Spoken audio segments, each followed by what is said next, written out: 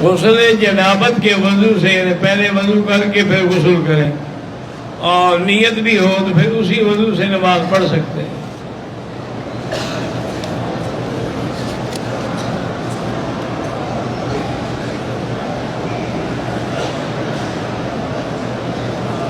اگر مجبوری سے جہاز میں بیٹھ کے نماز پڑھی جائے، دوبارہ لوٹانے کی کوئی ضرورت نہیں ہے، ہو گئی، اللہ قبول فرمائیں گے۔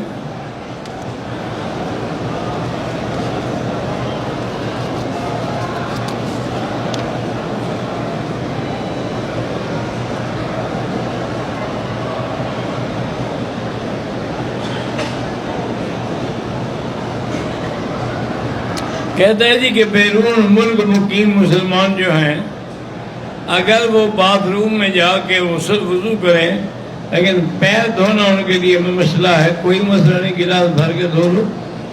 ضروری ہے کہ آپ نے اس کی سینک میں ٹھیک کہتے ہیں کہ وہ تو ہاتھ دھونے کی جگہ ہے، منہ دھونے کی جگہ، پیر رکھنے کی تو نہیں ہے، تو گلاس بھر کے پاؤں اسی سے دھو لیں۔